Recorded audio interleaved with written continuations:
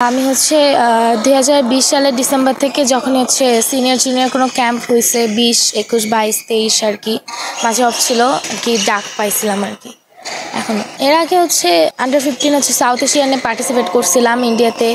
এটা হচ্ছে mixed doubles আর হচ্ছে টিমসে ব্রোঞ্জ মেডেল আছে, অ্যান্ড হচ্ছে বাংলাদেশ গেমসে হচ্ছে টিমসে ব্রোঞ্জ মেডেল আছে। যুব games singles, doubles, mixed doubles তিনটাতে ব্রোঞ্জ আছে।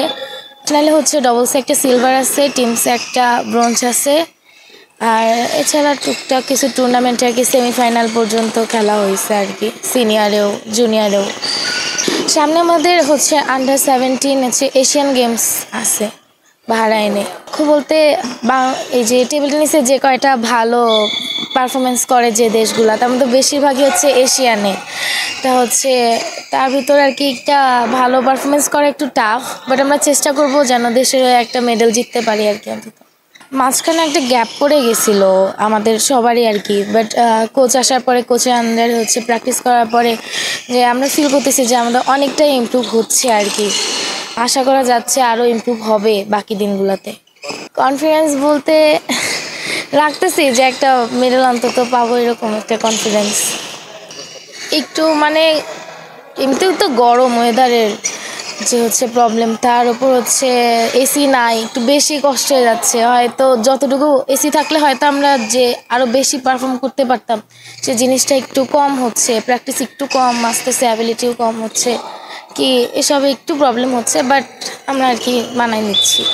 টেবিল টেনিসে আসার মেইন কারণটা যদি বলি তাহলে আমার বাবা আগে খেলতো, প্লেয়ার ছিল, দেন খেলা ছেড়ে দিছিল, বাট ওই জিনিসটা তো একটু দেখছিলাম ছোটোবেলায় যে বাবা খেলতো, ওখান থেকে একটু আগ্রহ জন্মায়। আস্তে আস্তে বাবাকেই বলি আর কি বাবা খেলবো, বাবা বলে ঠিক আছে, মানে বাবারও ইচ্ছা ছিল। দেন বিকেএসপিতে ট্রায়াল দেওয়ার পরে বিকেএসপিতে যখন টিকলাম, তারপর খেলাধুলা আর কি কন্টিনিউ করলাম। আমি যদি বলি 5 বছর পরে আমি নিজেকে হচ্ছে 1 নম্বর পজিশনে দেখতে চাই। না, ফ্যামিলি থেকে সবসময় ফুল সাপোর্টটাই পাইছি। না, আমি হচ্ছে বিকেএসপিতে পড়াশোনা করছি 5 বছর ধরে, ওইখানে বিকেএসপিতেই থাকা। যখন শুরু করছিলাম টেবিল টেনিস খেলা, আশেপাশ থেকে অনেক ব্যাড কমেন্টস আসতো, বিশেষ করে মানে আমি না ফেস করলেও আমার বাবা মা অনেক বেশি ফেস করছে যে ঠিক আছে খেলাধুলা করতেছে, পড়াশোনা তো হ্যাম্পার হচ্ছে, মানে কন্টিনিউ অনেক কয় বছরে আর কি এসব ফেস করা লাগছে। ফ্যামিলি সাপোর্টটাই এসব ওভারকাম করে আর কি আগায় আসছি। আমি হচ্ছে এইবার এসএসসি দিলাম আর কি, নিউ 11 ব্যাচ।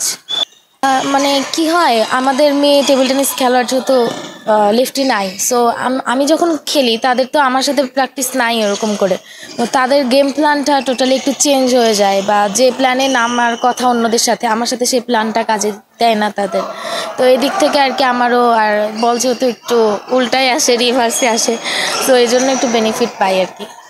মানে তখন আরও আমার খেলাধুলার প্রতি আগ্রহ আরও বেড়ে গেছে যে ঠিক আছে, যেহেতু আমি একাই আছি, তো আমি যদি ভালো কিছু করি সবার নজর তো আমার দিকে থাকবেই, তো আমার একটু করা উচিত খেলাধুলা নিয়ে কিছু। মোহাম্মদ আলী স্যার ছিল, উনি আর কি আমাকে বলছিল, এই যখন আমি প্রথম ক্যাম্পে আসি 20 সালে, তখন বলছিল। দেশের বাইরে যদি বলি তাহলে হচ্ছে ডিং ডিং, চাইনিজ প্লেয়ার, ও এখন রিটায়ার করছে, লেফটি ছিল, দ্যাটস ওয়াই আমার আইডল। আর হচ্ছে দেশের ভিতর হচ্ছে আমার সোমাপুর খেলা অনেক বেশি ভালো লাগে।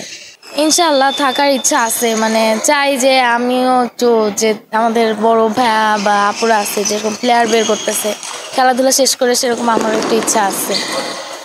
Thank you Bengal sports community আর সবুজ বাংলা স্পোর্টসকে।